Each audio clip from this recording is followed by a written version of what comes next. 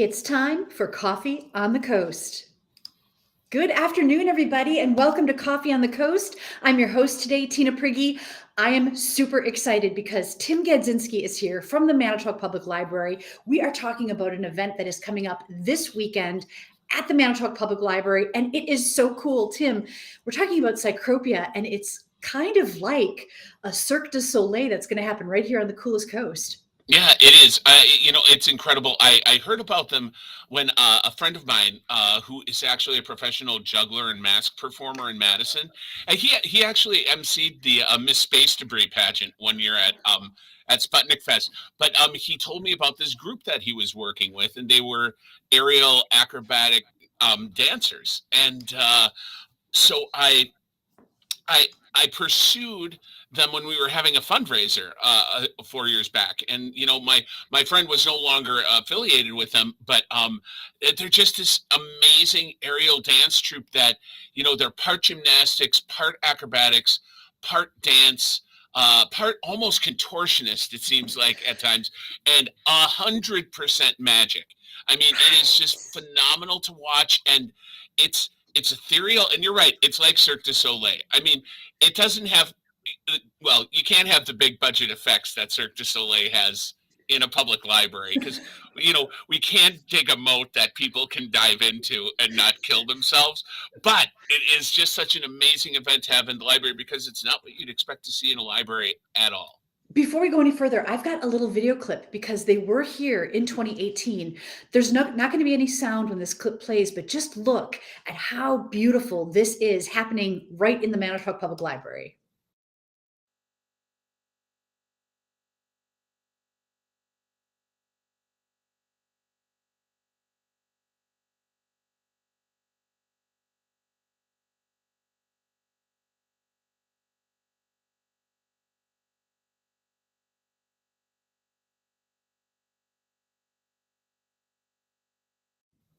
The strength that takes blows me away. And we should let Oh people yeah. know that it's not happening in silence. My video clip just only happens to not have audio. There's actually Right. fun and exciting music that's playing along to their performance. Well, it's interesting, yeah, I'm glad you clarified that because everyone still kind of has the preconceived notion that it's silent in a library, but that is not the case whatsoever. Who was that guy in the blue shirt playing with a microphone in the background? Oh, you know what? I think I have a clip where we can actually hear him, and let's see if you can identify him. Hold on. Fantastic wines. Also, check out our auction offerings later on. We have 11 great experiences. They're on the front of the service desk.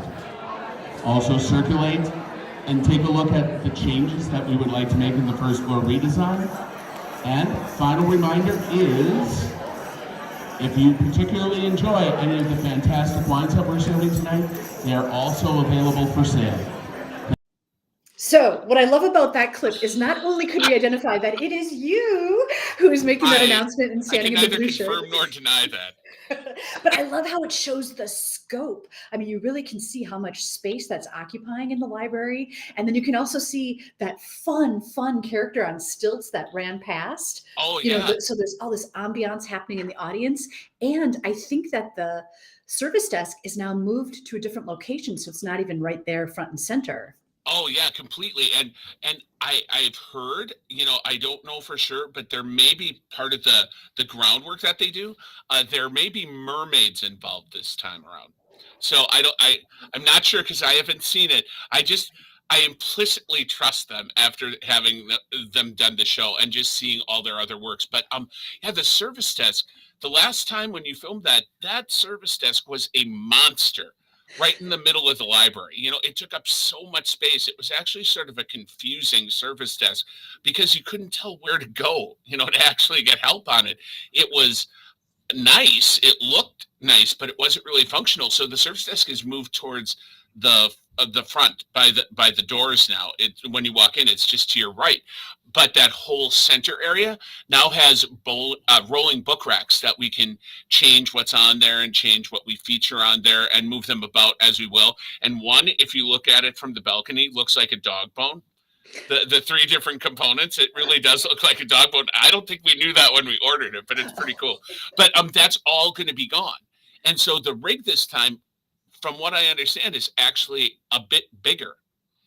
So they'll be able to do some higher things on it too, and they'll be Oh, doing things like cool. the trapeze work, the cube work, things that I don't even know, the silks work. It's all just amazingly gorgeous, and the stuff that they do on the ground is also very, very cool.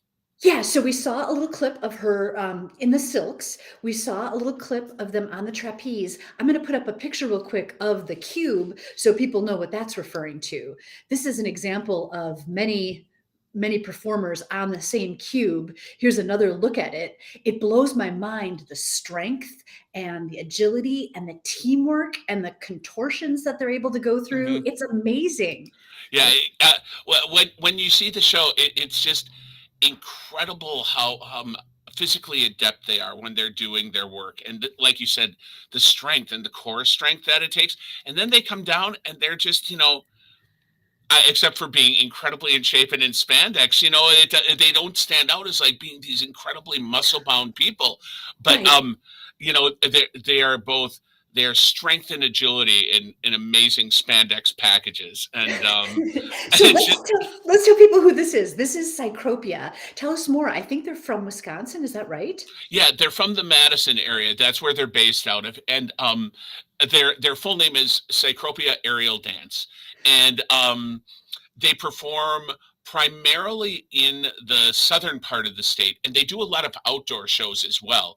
In that, there's one place in Madison that they do an outside show every year where the silks and the trapeze and all their apparati are hung from trees, or a really big tree, and that stuff is really pretty amazing too. And they have lights, so it still has that same kind of fantastical effect to it.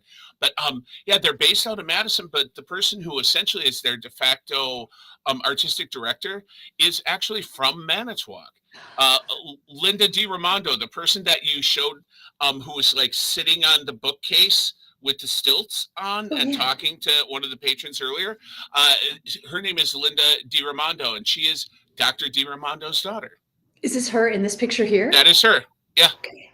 that is Linda, Well, and that's so that's cool. A coolest and her coast sister. connection. Yeah, her sister was on the board, the foundation board, when we were putting this fundraiser together, and she kind of just threw it out there like, yeah, but that's probably too crazy. And she really didn't know me, that I've never heard of anything too crazy. So I'm like, well, can I have your sister's phone number? Because I told her I'd heard of Cycropia through my friend Jake, and she's like, oh, isn't he the juggler that narrates their show sometimes? So she knew I wasn't just kind of making stuff up, and I cold called her. Like, we're looking to do something really special, and she's like, did you know I was from Manitowoc? I'm like, well, really, not until probably a week ago, but yeah. And so they came down and scoped it out and And I did think this amazing show. special is the right word. It is so unique, and it really was a special experience to see it here in Manitowoc. I'm so excited that it's coming back. I'm going to put up this graphic because we really should tell people when they'll have an opportunity to see it. We're talking about Flair in the Air with Cycropia. It's this Saturday, February 12th at 6 p.m. It's completely free. It's free drinks, free food, essentially free fun, thanks to sponsor Novak's Service Center. And that's right here at the Manitowoc Public Library. Yep. The biggest difference between this and the fundraiser they performed at is, since the other one was a fundraiser, it was a decently, higher price ticket because we were raising funds for the first floor redesign. This time around, I'm like, why not just open it to the public in the middle of winter when February is going to be getting you down, and it's like, oh, this is never going to end. And okay, the winter hasn't been as brutal as it sometimes is, but still, the middle of winter, to see something this fantastical and, oh, I don't know, confectionery and just wonderfully different in the library for free is, we're so happy to be able to offer it, and it is because of Jeremiah and Rebecca Novak and Novak Service Center. Their generosity is just amazing. They're fantastic people. I'm glad I can call them friends. And but I mean, everything that they do to benefit the community is great. And Jeremiah did not even hesitate when I asked. And so we're very fortunate to have people like that in our community, and the library is very fortunate to have them as sponsorship partners. And also, I can elaborate just slightly on the free food and free drink. Petskull Brewing Company will be giving out sample beers for people 21 and over. Courthouse Pub will have their house-made root beer for everybody. And then Mara's Cafe and Rebecca Freilich are providing treats, for people to enjoy. I've heard part of it is delicious cookies, but I don't know Nice. for sure. I tried not to micromanage it too much because everyone was being so generous. I didn't want to be really demanding. Plus, we don't know how many people are going to show up because it's a non-ticketed event. It's open. It's a family-friendly event, and it's perfectly suitable for all ages. And the only proviso to that is children 8 years and under must be accompanied by an adult or a parent at all times. So Makes that's the only sense. proviso.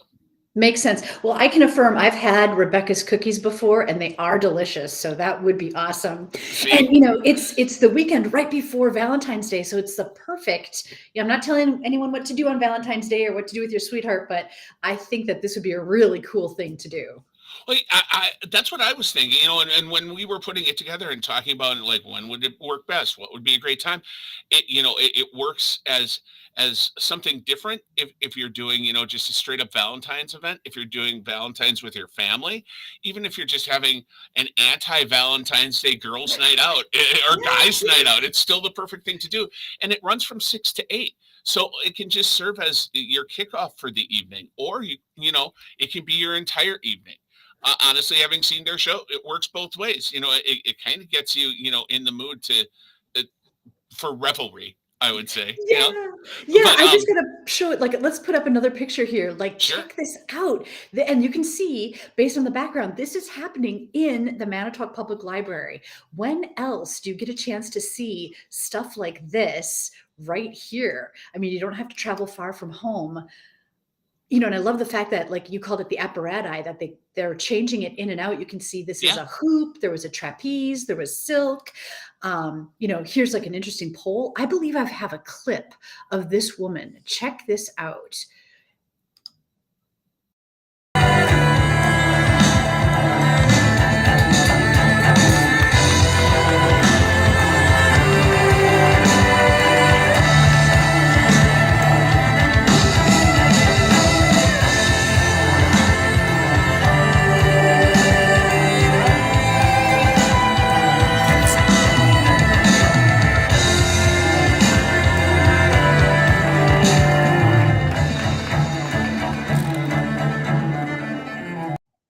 It is so beautiful, isn't it? It is. It's absolutely gorgeous, and it's not more of the same. That's what I love about it. It is definitely a unique experience that you'll have in the library. And also not just in the library, but you're not going to have this experience anywhere else in our neck of the woods. We're just very fortunate to have them. I also need to mention that in addition to Cycropia performing that night, Kaleidoscope Dance Company will be doing 2 numbers that night as well. So I was so impressed by them when they performed at the first floor ribbon cutting that I thought, they did this kind of almost Bauhaus sort of, very quirky, surreal dance. And I'm like, that would go. I thought at the time, well, if I ever get Cycropia here again, I'll ask them to perform it. And I asked them, and they said yes. So they're doing a kind of funkier number, and then a ballet number to "Summertime," I believe it is by Gershwin. So Oh, cool. Well, what a cool mashup. I've always enjoyed Kaleidoscope Dance Company's performances. And you're right, they're always doing something new, something edgy. What a cool experience, too, for those dancers to get to intermingle with the performers of Cycropia. It's yeah, cool all around. Tim, when you throw an event or a party, you really do it right. I try. I do my best. I mean, I really like having fun, and I like having fun. That I don't expect.